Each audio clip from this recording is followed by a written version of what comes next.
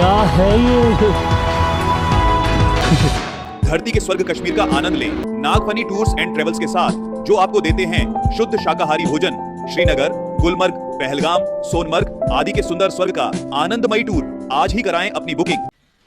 दुष्ट व्यक्ति बहुत चालाक होता है, वो सबको ऐसे चंगुल में फंसा लेता है कि सज्जन को भी कई बार उसका साथ देना पड़ता है, क्योंकि वो उनके ऐसे वीक पॉइंट अपने पास रख लेता है, उनको वो ब्लैकमेलिंग करता है।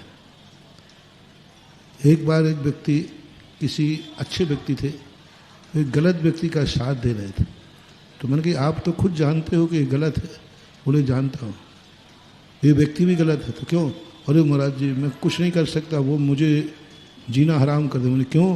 बोले हमारे वीक पॉइंट उसके पास हैं, हमारी कमजोरियाँ उसके पास हैं, उसने हमारी बातें टेप कर ली हैं, हमने ध्यान दिया नहीं और हम उसके लिए, तो वो चीज़ें रख लेता है। हमेशा दुष्ट व्यक्ति 2 नंबर में टेपिंग करता है। सबसे बड़ा दुष्ट और खलनायक का प्रतीक होता है, आपसे वो बात करेगा अच्छे से, आप नहीं समझ पाएंगे ये तो अपन बात कर रहे हैं और वो टेप कर रहा है, वो उस बात को कहीं ना कहीं से कैच करा रहा है, किसी के अंदर की बात को लेकर के तुम्हें भेज देगा, जाओ तुम चले जाओ वहाँ पर और तुम मेरे विरोधी बन के जाना, और विरोधी बन के जाना और उससे उगलवाना और टेप कर लेना। तो ये दुष्ट व्यक्ति का स्वभाव होता है कि वो सज्जन व्यक्तियों को, क्योंकि सज्जन व्यक्ति को सब व्यक्ति सज्जन ही दिखते हैं, वो विश्वास कर लेता है कि वो अपनी व्यक्ति है, इसके सामने खुलकर चर्चा करने में क्या बाधा है, लेकिन वो अपना नहीं है, वो दुष्ट व्यक्ति का भेजा हुआ व्यक्ति है।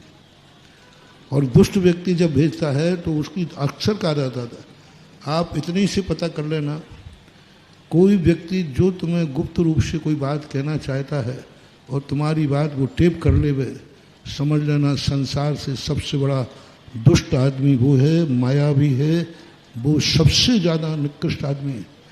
सामने से बाहर करने वाला नहीं है उतना, वो तो योद्धा है, लेकिन जो तुम्हारे लिए विश्वासघात कर रहा है, छुप करके टेप कर रहा है, वो बहुत निकृष्टतम निकृष्ट माना जाता है। ऐसे व्यक्ति से सांप से भली मैत्री कर लेना, लेकिन ऐसे व्यक्ति से कभी मैत्री नहीं करना, क्योंकि वो तुम्हारे पॉइंटों को रख लेगा और ऐसे मौके पे भजाएगा कि जिस समय तुम कुछ नहीं कर पाओगे, या तो असत्य का समर्थन करना पड़ेगा या फिर तुम्हें जिंदगी में संकट भोगना पड़ेगा। ऐसा मानना चाहिए और ऐसा देखा जाता है आज के समय में। आजकल जो है ना, आजकल लोग फ़ोन से बात करने में डरने लगे। बहुत कई लोगों को मैंने सुना, मेरे ही सामने कई लोग बातें करते रहते, नहीं साहब अभी फ़ोन से बात नहीं कर, जब मिलेंगे तब बताएंगे। मैंने क्यों भाई, कौन था ये? नहीं है तो महाराज अपनी व्यक्ति है। तो फिर अरे महाराज आज का कोई भरोसा, कौन कौन टेप कर ले। तो इसका अर्थ है कि पहले फ़ोन नहीं थे तब व्यक्ति आमने सामने बैठ के बात करते थे, आज फ़ोन आने के बाद भी आ तो वहीं रहे हो कि सब तो सही जब हो पाएगा जब अपन, हाँ, यानी विज्ञान ने विकास कर दिया तो बेईमानी का विकास हो गया। पहले लोग कहते पर हम आ रहे भाई आपके साथ बैठ के बात करेंगे, क्योंकि फ़ोन थे ही नहीं, और आज फ़ोन है, फिर भी व्यक्ति कह रहा है कि नहीं फ़ोन का कोई भरोसा नहीं है, मैं वहीं आके बात करूंगा। तो विज्ञान ने तुम्हें विकास करके क्या दिया? एक अविश्वास, एक बेईमानी दी, एक ब्लैकमेलिंग करने का मौका दिया। आज भी वही सच्चा समझ रहा है कि फ़ोन की अपेक्षा आमने सामने बात करना ठीक है, इसी को अच्छा समझ रहा है आज। और उसमें भी डाउट है कि भैया कहीं कोई है, हाँ क्या पता क्या होता है, वो कहते छोटा सा रख देता है, कुछ कर देता है। तो क्या है, विज्ञान इतना ज़्यादा विकास तो कर रहा है, लेकिन उनके साइड इफेक्ट कितने हो रहे हैं, कितने खतरनाक साइड इफेक्ट हो रहे हैं। घर की अंदर की बातें बाहर पहुंच रही हैं, इतने ज़्यादा ब्लैकमेल हो गया कि तुम्हारे बाथरूम के फ़ोटो बाहर ब्लैकमेल हो रहे हैं, तुम्हारे घर के बैठी हुई बातें जो हमारे घर में बैठ के तुम बात कर रहे हो, अंतरंग वे बातें भी तुम्हारी बाहर पहुंच रही हैं। ये सब बेईमानी का स्वरूप चल रहा है। और सज्जन पुरुष तो इसका लाभ ले नहीं पाते, इसका लाभ बेईमान ही ले पाते हैं। सज्जन तो ठगा जाता है।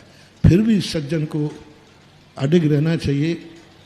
किसी बात के लिए यदि अपन को मालूम चले कि ये दुर्जन व्यक्ति है, तो अपनी ब्लैकमेलिंग के डर से डरना नहीं चाहिए।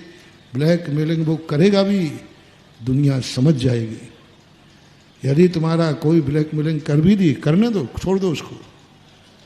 कई बच्चे बच्चियां कहते हैं कि महाराज जी उसके पास हमारे फोटो, तो फोटो है वायरल होने दो ना, कुछ नहीं होने वाला, कुछ नहीं होने वाला।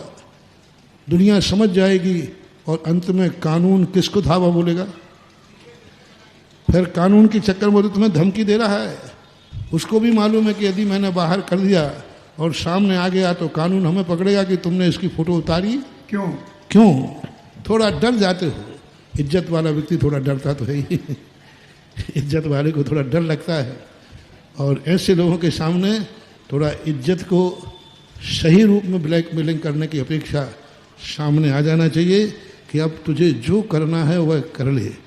जो फोटो वायरल करना है, जो टेप वायरल करना है, करो। दुनिया सुने और समझेगी कि इसमें बेईमानी कहाँ है। ऐसा